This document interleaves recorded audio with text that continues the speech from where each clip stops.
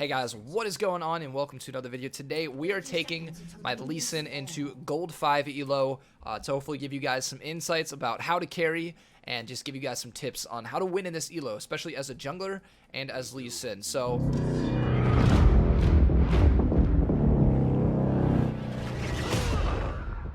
hey guys, today's video is sponsored by PLAYVIG. PLAYVIG is an app that offers gamers of all skill levels the opportunity to win real money and prizes while playing their favorite game. Simply watch a quick ad prior to hopping into a game and complete quests on the website, and boom, you've generated coins which you can now redeem for cash or in-game items. This app is currently available on PC and can be used alongside any popular game you can think of. 1,000 coins on the website is equal to $1, so just looking at the quest payouts, you can see how easy it is to start earning while gaming. You're already gaming, so why not earn a few rewards for doing so in the process? I highly recommend you guys download PLAYVIG using the link in the description. You won't regret it. It's a really straightforward website and it's a win-win for gamers. So go into the description and try it now and start getting paid to play today. I have about 30 seconds to give you guys my opening remarks. The first thing you should always be doing as a jungler, or really as anyone, when you get into a game is to analyze the matchups and try and think about, which lanes win, which lanes you should be focusing on. So, for example, in this game, their bot lane, they have Jhin Brand, super immobile. We don't have really a hard engage, but they are immobile, so I'll keep mental note of that. Top lane's in Urgot. I personally, as Lee Sin, don't love ganking Urgot, but if the opportunity is there, it's there. Mid lane, we've got Vel'Koz versus TF. Again, not a whole lot of setup on our team, but they have a lot of immobile champs. And then, of course, we're going up against Warwick. Not in the best spot right now, but he is good against Lee Sin, so we will see how that goes. But even if you don't really understand matchups yet, you want to get in the habit of doing it. Over time, you'll build up experience, and you'll start realizing, what champions beat what champions, and you'll start to just all around play better. Okay, it looks like Warwick's... I can't tell if he's ganking or if he's going for scuttle, but either way, hope he's ganking, so we're gonna go in. So that's TF Flash.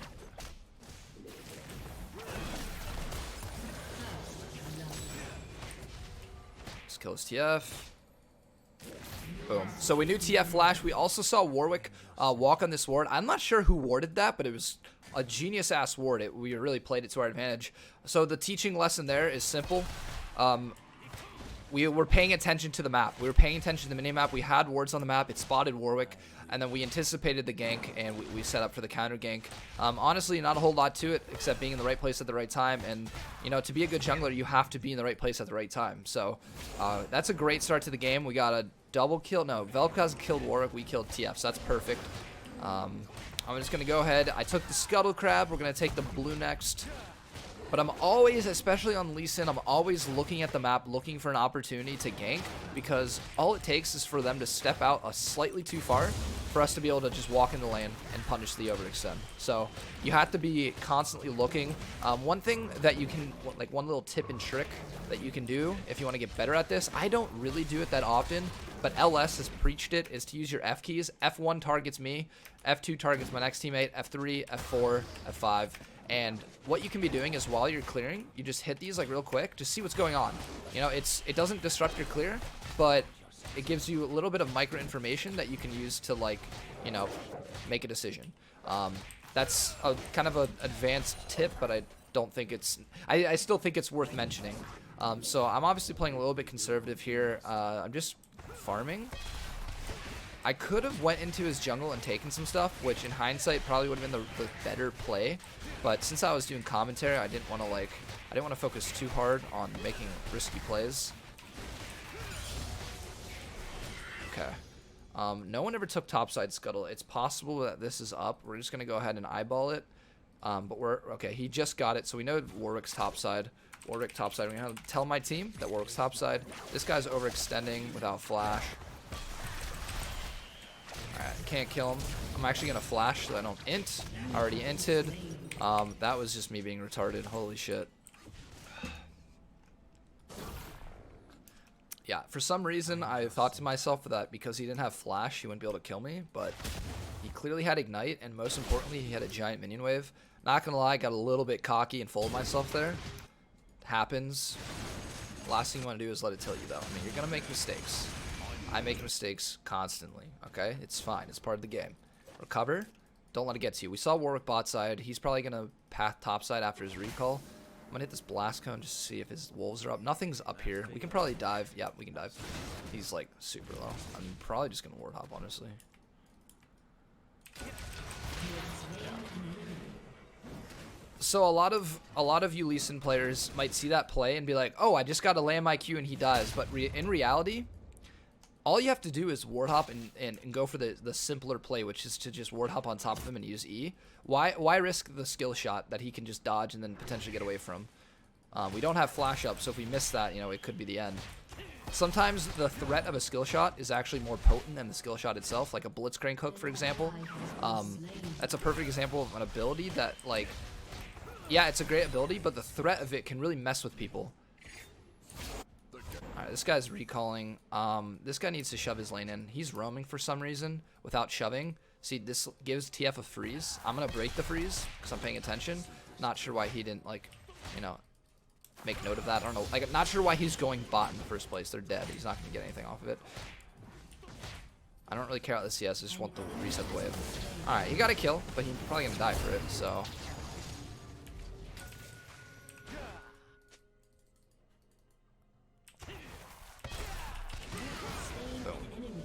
Oh, okay, we probably could have gotten both if we were a little bit quicker, but I'm happy. We got a kill.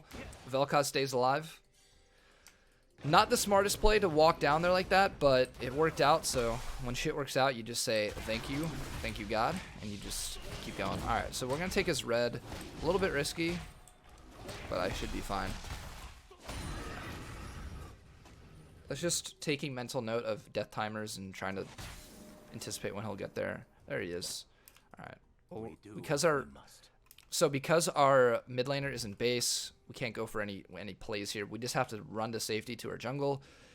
There's this thing called priority. I'm sure you've heard this term being thrown around all the time when you watch high elo jungler streams, or really not even high elo junglers, but any high elo player uses that term often. And the reason why they're using that term so often is because it plays a huge part of the game, especially in the early game when you're trying to make plays as a jungler.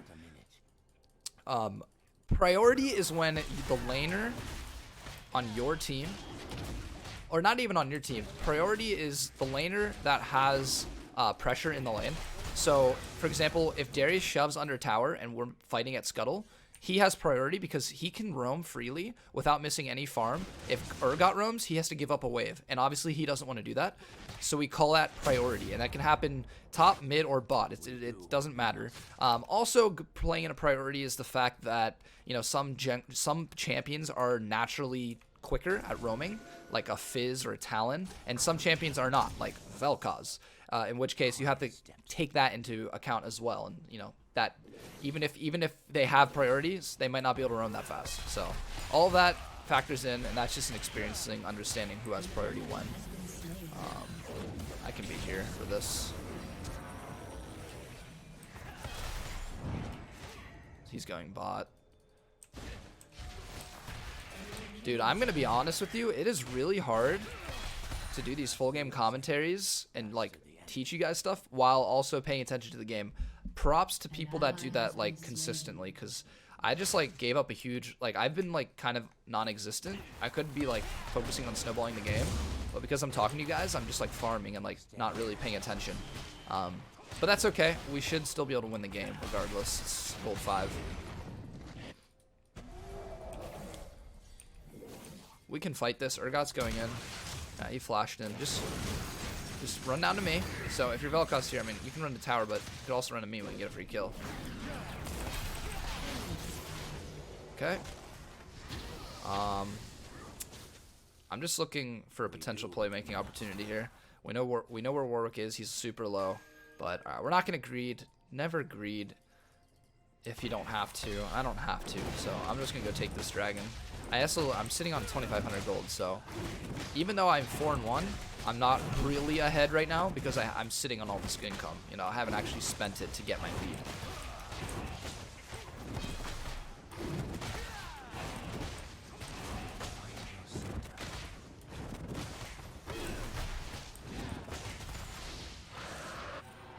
Alright. Now, I plan on running back bot side, but I can clear on my way down. So I'm just going to recall now and clear on the way down, as opposed to clearing now and then recalling. So, okay, let's get against this team. We'll go ahead and grab that. We definitely want Merc Treads, but we don't need them just yet. Let's just grab Ruby. We'll start building toward Phage. We'll get Black Cleaver's second item. Oh. Wow, they won that. Oh my god, they 3v2'd.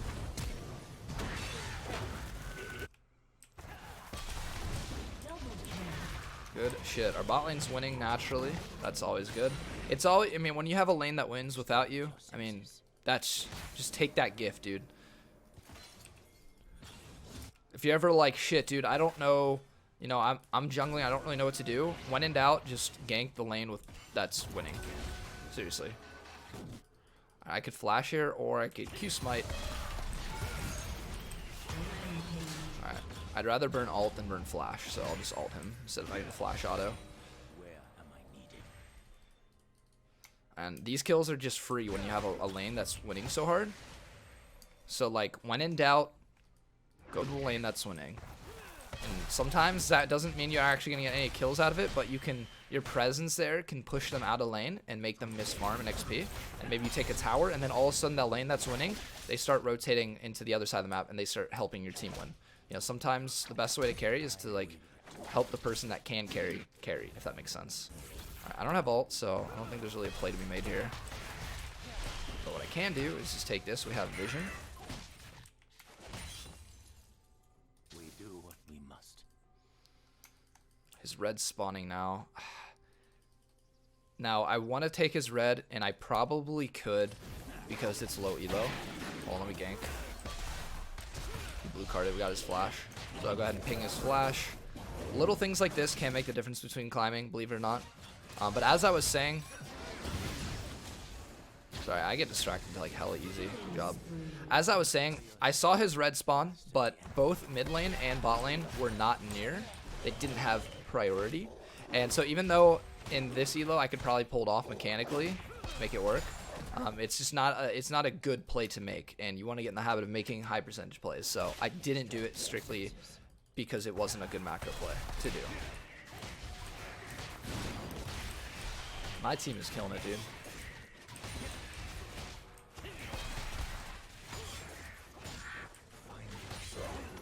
Oh, that was a hella good Zonias.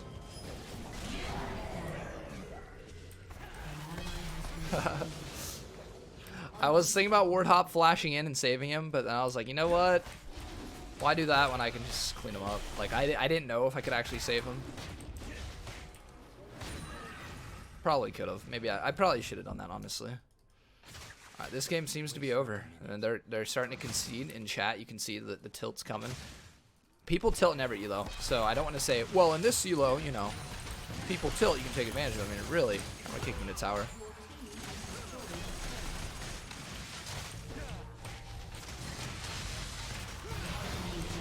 Yeah, we just win that 1v1, straight up. Nothing else to it except knowing my limits. But yeah, I don't want to say like, oh, in low elo people tilt. I mean, people tilt in every elo, which you can take advantage of. As soon as they start tilting, that's when you press your advantage the hardest. He wants to take Rift Herald, which we probably should. I see blue spawning. I see Scuttle spawning. I kind of want to grab that because I'm greedy, but like rightfully so. I'm greeding, but we can greed because we're so ahead. Our whole team's ahead. So like, why would I go and grab Rift Herald when I can grab all this and then still go get the Rift Herald after?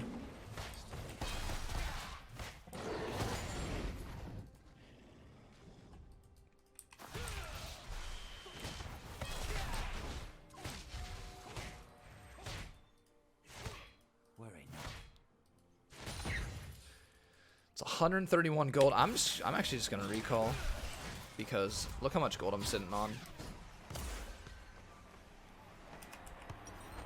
We can get Black Cleaver and we can get Merc Treads.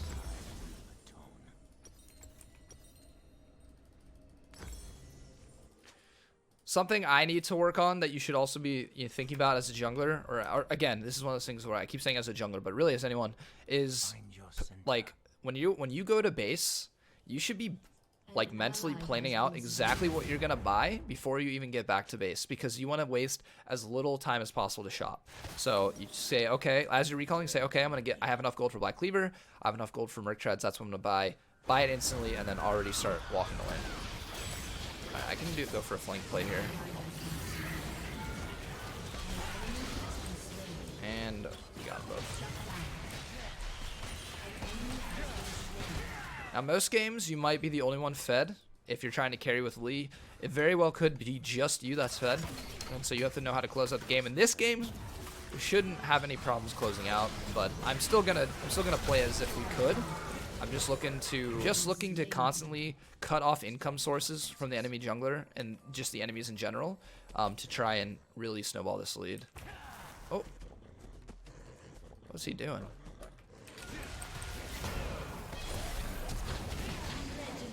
Oh, I'm legendary. Okay.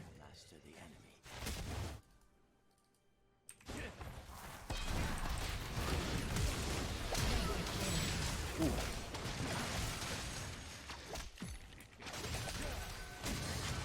Oh my god! I'm gonna live, dude. We dodged the Urgot ult. Holy shit. He's tilted. Like, that's it. He can't recover mentally. Look, he's done. He's just done, dude. Wow. He actually almost pulled that off. But yeah.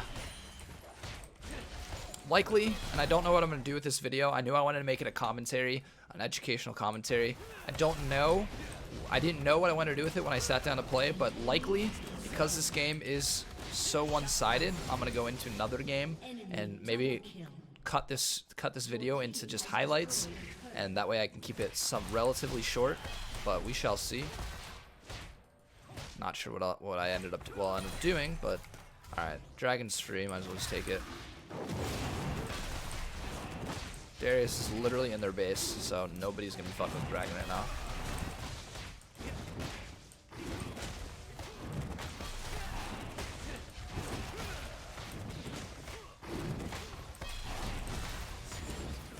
So, contrary to popular belief, a lot of people think that in order to carry with Lee Sin, you have to be mechanically a god, right? You know, they think that everything is revolving around how good you are mechanically, but in reality, I would say about 1/3 of your games rely on mechanics.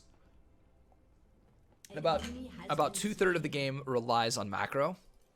You know, if you have passable mechanics, you'll be fine with Lee. You know, like, yeah, you can make cool outplays, but you don't need to be doing all that to still make a huge impact on Lee and pretty much do what he can do. All right, this isn't up. So if you're somebody that's like practicing Lee Sin, or you want to pick up Lee Sin, don't ever think that if you're not as mechanically good as me or as higher elo Lee Sins, you can't play him. And also don't think that that's what you should be focusing on. Like, you should be focusing on good, smart macro decisions and let the mechanics come. Like, they will come over time.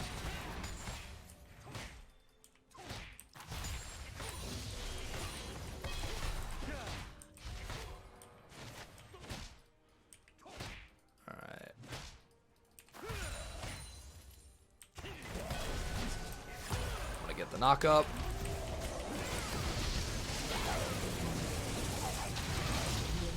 I gotta dodge this shit.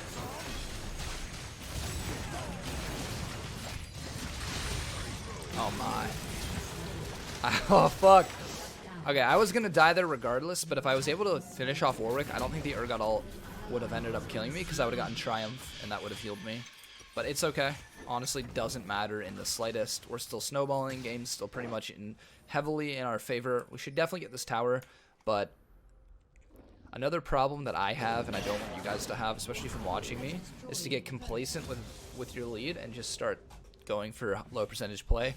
And what I did there was honestly a low percentage play. It was me just smurfing, going for cool plays.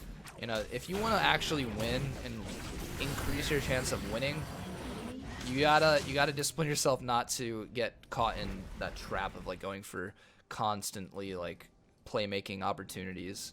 You know, go for the smart plays. So I'm gonna refocus here because that's what I should do.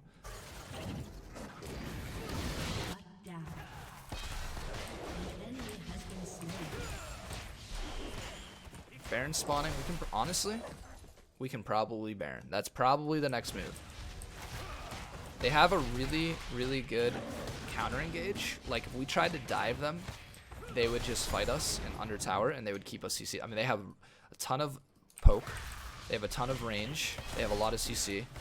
And they're pretty survivable, too. Their front line is pretty survivable. So we don't really want to force any dives here. We just want to use our advantage to get neutral objectives where they surrendered. So it doesn't matter, but what I would want to do if they didn't forfeit is go for the neutral objectives and force them to come out, and we're way ahead of them, so we'll win the fights. Hey guys, I hope you enjoyed that video. Before you go, I just wanted to remind you to go down into the description and try out PLAYVIG. It really is an awesome and simple website for gamers to make the most out of their gaming experience and get some free stuff for doing so, so why not give it a try? The link for PLAYVIG is down below. Thanks. Now, in the event that I don't play another game or I don't post the other game, I just want to say thank you guys for watching. Subscribe if you're new to my channel. Like this video. And as always, guys, I'll see you later. When it comes down to it, would you stand in front of a bullet? When you hear it go bang, bang. When you hear it go bang, bang. When it comes down to it, if I put it in your hand, could you pull it? Could you make it go bang, bang? Could you make it go